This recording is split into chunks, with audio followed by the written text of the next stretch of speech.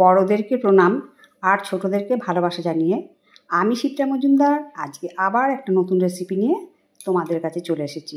আশা করি রেসিপিটা তোমাদের ভীষণ ভালো লাগবে। তাহলে দেখতে শুরু করো এখন থেকে। আজকে আমি তোমাদেরকে কি দেখাতে চলেছি দেখো বন্ধুরা। আজকে আমি এখানে একটা থালার মধ্যে গাঠি কচু, দুটো আলু আর এক টুকরো কুমড়ো নিয়ে নিয়েছি। এই সবজিগুলো দিয়েই আজকে একটা সুন্দর রেসিপি তোমাদেরকে তৈরি করে দেখাবো। দেখো, প্রথমে কুমড়োটা আমি লম্বার দিকে ফালি করে কেটে নিচ্ছি। এরকম মাঝারি সাইজের ফালি করে কেটে নিতে হবে। এরপরে খোসাগুলো অল্প অল্প রেখে কেটে নিলেই হবে, খুব বেশি খোসা ফেলার দরকার নেই। এরকম অল্প অল্প খোসা থাকলেই যথেষ্ট। এভাবে প্রত্যেকটা কুমড়োর পিস আমি কেটে নেব, আর কিভাবে কাটছি সেই সাইজটা দেখিয়ে দিচ্ছি তোমাদেরকে। ঠিক এইরকম পর্যায় পর্যন্ত আমি কেটে নেব। কুমড়োগুলো দেখো কেটে নিলাম, সম্পূর্ণ কুমড়োটা কাটা হয়ে গেল।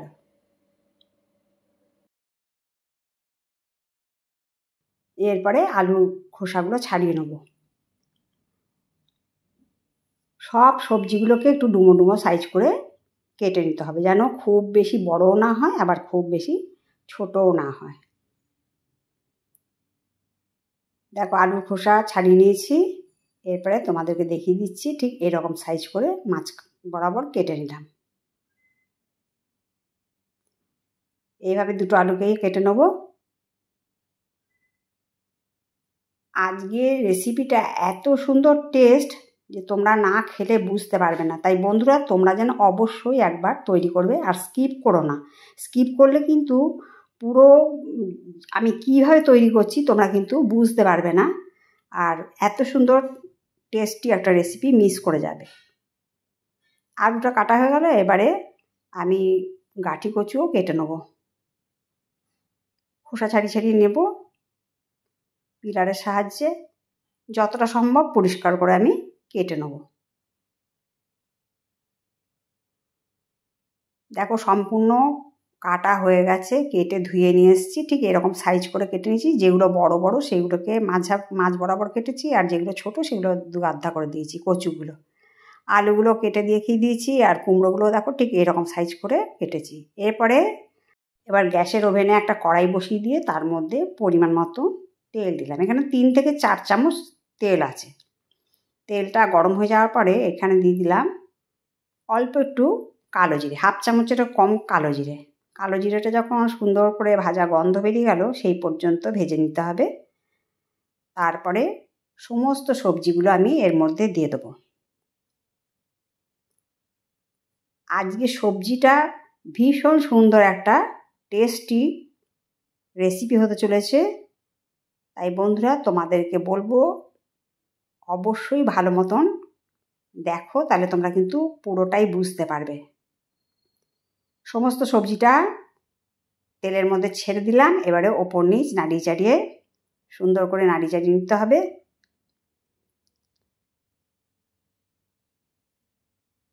এরপরে আমি দিয়ে দিচ্ছি 1 চামচ লবণ।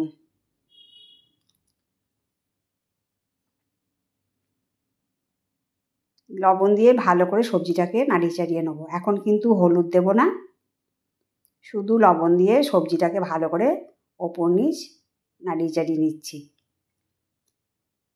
ভালো করে যেন লবণটা সমস্ত সবজির মধ্যে অ্যাবজর্ব করে, সেই মতন নাড়িয়ে চাড়িয়ে দিলাম। এরপরে ওপর থেকে একটা ঢাকনা চাপা দিয়ে দিলাম।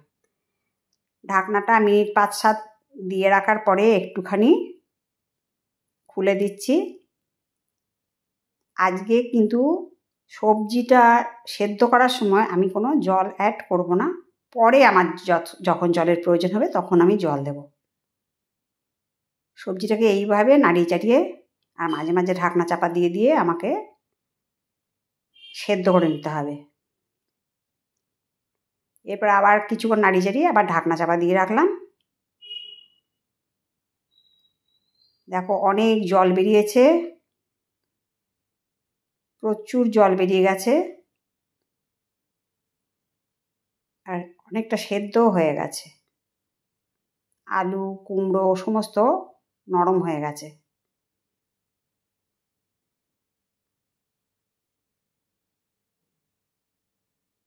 এরপর আমি গরম জল করে রেখেছিলাম, গরম জলটা সম্পূর্ণটা দিয়ে দিলাম। এর মধ্যে একটু গরম জল দিয়ে দিলে সবচেয়ে ভালো হবে, সবজিটার টেস্টটাও ভীষণ ভালো হবে। আরও অনেক জিনিসপত্র আমি এখন অ্যাড করব, তোমরা ধীরে ধীরে দেখতে থাকো। এরপর একটা বাটির মধ্যে কিছুটা জল নিয়েছি আর বেশ কিছুটা তেঁতুল নিয়ে নিলাম। তেঁতুলটাকে ভিজিয়ে রেখে এবারে চটকে পাল্পটাকে বার করে নিচ্ছি। সম্পূর্ণটাকে এরকম চটকে চটকে পাল্পটাকে বার করে নিতে হবে। দেখো সমস্তটা বেরিয়ে যাওয়ার পরে আমি ছিপড়েগুলো ফেলে দিচ্ছি। এরপরে একটা মিক্সিং জার নিয়ে নিয়েছি, তার মধ্যে গোটা 5 কাঁচা লঙ্কা নিয়ে নিয়েছি। এটাকে একটু করে দরদরে করে পেস্ট করতে হবে। এটা তোমরা ইচ্ছা করলে হামানদিস্তা দিয়ে পেস্ট করে নিতে পারো। আর এদিকে দেখো জল দেওয়ার পরে সবজিটা বেশ সুন্দর সেদ্ধ হয়ে গেছে আর কত সুন্দর ফুটছে, কালারটা হালকা হয়েছে। আমি কিন্তু এখনও হলুদ দিইনি। কচুটা ভীষণ সুন্দর নরম হয়ে গেছে আর আলু সবজি তো আগেই নরম হয়ে গেছে। এরপরে আমি এর মধ্যে অ্যাড করছি তেঁতুলের জলটা। পরিমাণ মতো তেঁতুলটা দিয়ে দিতে হবে। এবার আবার একটুখানি নাড়িয়ে চাড়িয়ে নেব। আর দিয়ে দেবো কাঁচা লঙ্কার পেস্ট।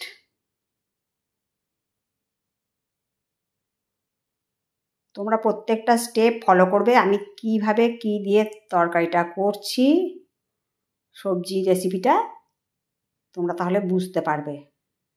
আর তোমাদের কাছে রিকোয়েস্ট করলাম যে একদিন অন্তত তোমরা এটা তৈরি করো, তাহলে তোমরা বুঝতে পারবে কত সুন্দর এর টেস্ট। ঝোলটা ফুটে যাওয়ার পরে সামান্য একটুখানি হলুদ দিয়ে দিলাম। এখানে খুব বেশি হলুদ দেওয়ার দরকার নেই।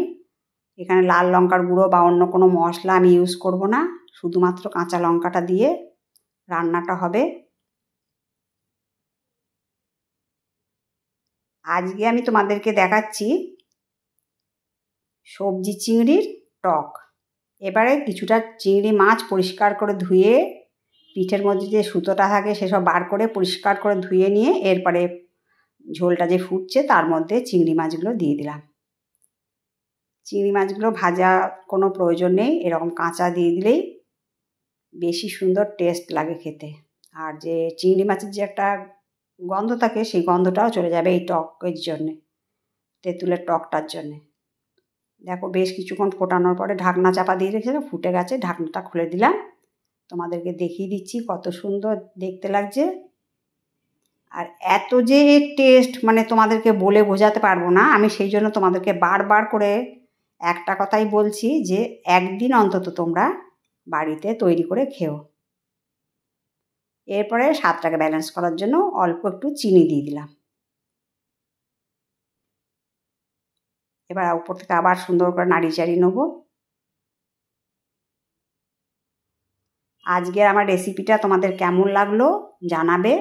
যদি ভালো লাগে লাইক শেয়ার কমেন্ট আর সাবস্ক্রাইব করে আমার চ্যানেলের পাশে থাকার জন্য অনুরোধ করলাম। আর যদি কোনো নতুন বন্ধু এসে থাকো অবশ্যই বেল বাটনটা অন করে দিও। রান্নাটা আমার কমপ্লিট হয়ে গেছে। এবার স্ট্যান্ডিং টাইমে 5 মিনিটের মতো রেখে দেবো। দেখো ঢাকনাটা খুলে নিলাম, কত সুন্দর দেখতে লাগছে, কালারটা কত সুন্দর হয়েছে। তো সবজি চিংড়ির টক আশা করি তোমাদের আজকে ভালো লেগেছে। আর নতুন বন্ধুরা অবশ্যই বেল বাটনটা অন করে দিও, তাহলে সমস্ত নোটিফিকেশান তোমাদের কাছে পৌঁছে যাবে। এরকম নিত্য নতুন রেসিপি দেখতে আমার চ্যানেলটাকে ফলো করো। আশা করি যেই রেসিপিগুলো আমার চ্যানেলে আছে সেগুলো তোমাদের ভীষণ পছন্দ হবে। দেখো কত সুন্দর দেখতে লাগলো। আমি একটা প্লেটের মধ্যে সার্ভ করে দিচ্ছি। আবার শেষ পাতে সবজি চিংড়ির টকটা পুরো জমে যায় আর বাড়ির লোকজন এত পছন্দ করে এই রেসিপিটা, তোমরা একবার না খেয়ে বিশ্বাস করতে পারবে না। তাই তোমাদেরকে রিকোয়েস্ট করলাম তোমরা যেন অবশ্যই বাড়িতে তৈরি করে খেও আর আমাকে সুন্দর সুন্দর কমেন্টসের মাধ্যমে জানিও তোমাদের কেমন লাগলো। তাহলে আজকে এই পর্যন্ত রাখলাম, অন্য কোনো দিন অন্য কোনো রেসিপিতে দেখা হবে। কেমন? টাটা।